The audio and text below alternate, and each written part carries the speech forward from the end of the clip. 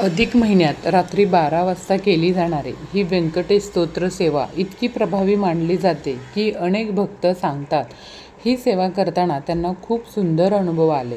काहींना स्वप्नात भगवान व्यंकटेश्वर स्वामींचं दर्शन झालं, तर काहींच्या घरातील अडचणी हळूहळू दूर होऊ लागल्या. फक्त 3 दिवस श्रद्धेने केलेली ही माता लक्ष्मी नारायणाची सेवा मनाला शांतता, घरात सकारात्मक ऊर्जा आणि भगवान विष्णूंची कृपा मिळवून देते असं मानलं जातं. पण ही सेवा करताना काही महत्त्वाचे नियम पाळावे लागतात. आज आपण या सेवेची संपूर्ण माहिती अगदी सोप्या शब्दात जाणून घेणार आहोत. त्यासाठी व्हिडिओ संपूर्ण पहा आणि चॅनलवरती नवीन असाल तर चॅनलला सबस्क्राईब करा. चला तर मग आपल्या व्हिडिओला सुरुवात करूया. अधिक महिना हा 3 वर्षांनी एकदा येणारा अत्यंत पवित्र महिना मानला जातो. या महिन्याला पुरुषोत्तम महिना असं म्हटलं जातं, कारण हा महिना स्वतः भगवान विष्णूंना समर्पित आहे. या महिन्यात केलेली पूजा, जप, पाठ, दान आणि देवभक्ती अनेक पटींनी फळ देणारी मानली जाते. म्हणूनच अनेक भक्त या महिन्यात माता लक्ष्मी नारायणाची सेवा, विशेष अशी सेवा करत असतात. विशेषतः रात्री 12 वाजता केली जाणारी श्री व्यंकटेश स्तोत्र सेवा अत्यंत प्रभावी आणि चमत्कारी मानली जाते. अनेक भक्त सांगतात की या सेवेमुळे त्यांच्या जीवनात चांगले बदल झाले आहेत. तसंच ही सेवा करत असताना त्यांना स्वामींचं दर्शन होतंय. तर आजच्या धावपळीच्या जीवनात अनेक लोक मानसिक तणावात जगत आहेत. तर काही घरात भांडणं होत आहेत, आर्थिक अडचणी आहेत, नोकरीची चिंता सतत सतावत आहे, व्यवसायातील नुकसान होतं आहे, आरोग्य समस्या होत आहेत आणि मनातील भीती यामुळं माणूस खूप थकून जातो. अशा वेळी काय होतं, देवभक्ती मनाला मोठा आधार देते. श्रद्धेनं घेतलेलं भगवानाचं नाव मनाला नवीन शक्ती देते असं सांगितलं जातं.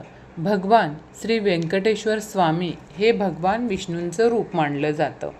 दक्षिण भारतातील तिरुपती बालाजीचं जे मंदिर आहे त्या मंदिरामध्ये लाखो भक्त दररोज दर्शनासाठी जातात.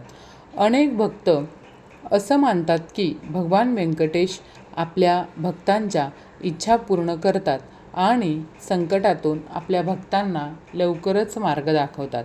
माता लक्ष्मी या धन, सुख, समृद्धी आणि आनंदाची देवी मानल्या जातात. ज्या घरामध्ये लक्ष्मीनारायणाचं भक्ती केली जाते त्या घरामध्ये नेहमी सुखशांती टिकून राहते असं सांगितलं जातं. तर ही सेवा तुम्ही कोणतीही इच्छा पूर्ण करण्यासाठी करू शकता. तसंच घरातील सुखशांती, आर्थिक प्रगती, विवाह, नोकरी, व्यवसाय, शिक्षण, आरोग्य, संतती सुख किंवा मनातील कोणतीही इच्छा भगवानांच्या चरणी ठेवून ही सेवा श्रद्धेने करता येते. ही सेवा तुम्ही 3 दिवस, 11 दिवस, 41 दिवस करू शकता.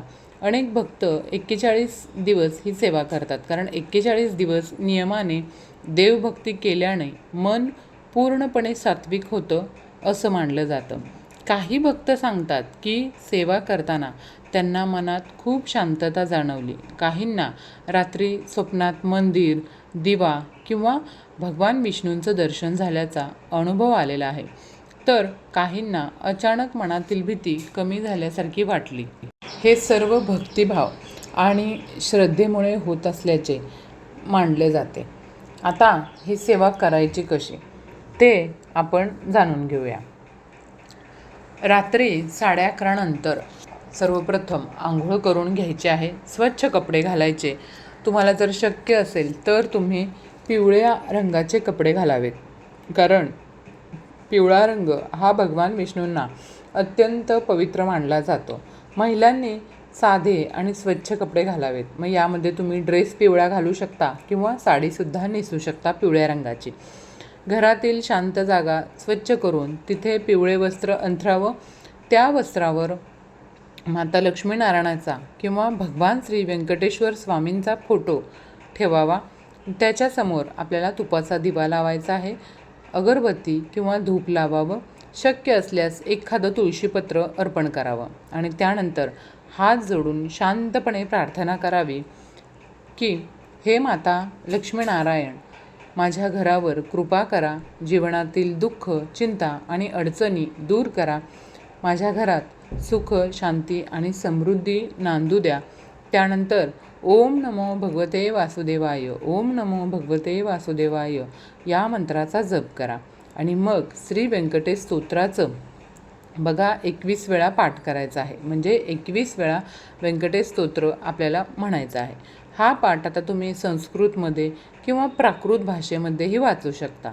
ज्यांना संस्कृत वाचता येत नाही त्यांनी काळजी करू नये, कारण बघा देव भावना स्वीकारतात असं मानलं जातं. स्तोत्र वाचताना घाई अजिबात करायची नाही. प्रत्येक शब्द शांतपणे आणि भक्तिभावाने म्हणावा. सेवा करताना मोबाईल वापरू नये, मध्येच कोणाशी बोलू नये. शक्य असल्यास पूर्ण सेवा एका जागेवर बसून करावी. सेवा करत असताना मध्येच जागेवर उठू नये. तसंच या सेवेदरम्यान काही नियम पाळणंही खूप महत्त्वाचं मानलं जातं. या 3 दिवसात मांसाहार पूर्णपणे बंद ठेवावा. सात्विक अन्न खावं, कांदा लसूण टाळावं, राग, भांडण आणि चुकीचं बोलणं टाळावं. तसंच सेवा करताना पती पत्नीने संयम पाळावा आणि शारीरिक संबंध ठेवू नयेत. असे अनेक भक्त नियम म्हणून पाळतात. कारण बघा या काळामध्ये मन, शरीर आणि विचार शुद्ध ठेवणं हे खूप महत्त्वाचं मानलं जातं. त्यासाठी आपल्याला या नियमांचं पालन करणं खूप महत्त्वाचं आहे. रात्री 12ची वेळ ही अत्यंत शांत आणि शक्तिशाली मानली जाते. त्यावेळी वातावरण शांत असल्यामुळे मन पटकन एकाग्र होतं. म्हणून अनेक भक्त या वेळेला भगवान विष्णूंचं नामस्मरण करतात. अधिक महिन्यामध्ये तुळशीची पूजा करण्याला सुद्धा खूप महत्त्व आहे. विष्णू मंदिरात जाणं, गरिबांना दान करणं, गाईला चारा देणं आणि देवाचं नामस्मरण करणं हे सुद्धा अत्यंत शुभ या अधिक महिन्यामध्ये मानलं जातं. या अधिक महिन्यामध्ये अनेक लोक विचारतात की ही सेवा करताना इच्छा बोलावी का? तर हो, याचं उत्तर आहे हो. कारण सेवा पूर्ण झाल्यानंतर हात जोडून शांतपणे आपण आपल्या मनातील जी काही इच्छा आहे ती भगवानांच्या चरणी सांगावी. पण फक्त इच्छा पूर्ण व्हावी म्हणून सेवा करू नये. मनामध्ये श्रद्धा आणि भक्ती असणं सर्वात महत्त्वाचं आहे. अनेक भक्त सांगतात की श्रद्धेने आणि नियमाने ही सेवा केल्यास भगवान व्यंकटेश्वर स्वामी भक्तांवर कृपा करतात. तर काहींना स्वप्नात दर्शन देतात, दर्शन होतं. काहींच्या घरातील अडचणी कमी होतात, तर काहींना मनशांती मिळते. कधीकधी जीवनात सर्व मार्ग बंद झाल्यासारखे वाटतात. अशा वेळी देवाचा मार्ग किंवा देवाचे नाव माणसाला पुन्हा उभं राहण्याची शक्ती देते. म्हणून अधिक महिन्यामध्ये ही सुंदर माता लक्ष्मी नारायणाची सेवा श्रद्धेने प्रत्येक व्यक्तीने नक्की करावी. सेवा पूर्ण झाल्यानंतर आपल्याला गोविंदा गोविंदा असा जप करावा लागेल आणि माता लक्ष्मी नारायणांना नमस्कार करावा लागेल. तर बघा, आपण पहिल्या दिवशी जेव्हा सेवा करतो, पहिल्या दिवशी सेवा करताना काय होतं तर आपल्या मनातील जे काही नकारात्मक विचार असतात ते दूर करण्यासाठी प्रार्थना करावी. तसंच दुसऱ्या दिवशी घरातील सुखशांती आणि आर्थिक स्थैर्यासाठी प्रार्थना करावी. तिसऱ्या दिवशी भगवान विष्णूंचं आभार मानून आपल्या इच्छा त्यांच्या चरणी ठेवाव्यात. अशा प्रकारे आपण 3 दिवस ही सेवा करावी. ही सेवा करताना काही लोकांना मन शांत झाल्यासारखं वाटतं, काहींच्या घरातील भांडणे कमी होतात, तर काहींना कामात यश मिळू लागतं. तर अनेक भक्त सांगतात की या सेवेमुळे त्यांच्या घरात सकारात्मक बदल जाणवू लागलेले आहेत. तर श्रद्धा आणि विश्वासाने केलेली प्रार्थना कधीही वाया जात नाही असं मानलं जातं. म्हणून आपल्याला या अधिक महिन्यामध्ये ही सेवा नक्कीच करायची आहे. अधिक महिना हा स्वतः भगवान विष्णूंना समर्पित असा महिना आहे. या महिन्यात केलेली छोटी सेवासुद्धा अनेक पटीने फळ देणारी मानली जाते. म्हणूनच या काळामध्ये दान, जप, पाठ, सेवा आणि देवाचं नामस्मरण करणं अत्यंत शुभ मानलं जातं. तर श्री व्यंकटेश स्तोत्राचा पाठ करताना आपल्याला मनात अहंकार आपण ठेवू नये. मी एवढी सेवा केली असा विचार न करता सर्व काही भगवान विष्णूंना अर्पण करावे. कारण खरी भक्ती ही मनातील भावनेत असते. त्यामुळे आपण सेवा पूर्ण झाल्यानंतर हात जोडून गोविंदा गोविंदा गोविंदा असा जप करावा. त्यानंतर भगवान विष्णूंना नमस्कार करून शांतपणे झोपावं. दुसऱ्या दिवशी सकाळी उठल्यावर देवाचं दर्शन सर्वप्रथम उठल्यावर देवाचं दर्शन घ्यावं. ही सेवा स्त्री, पुरुष, तरुण, वृद्ध कोणीही भक्त करू शकतात.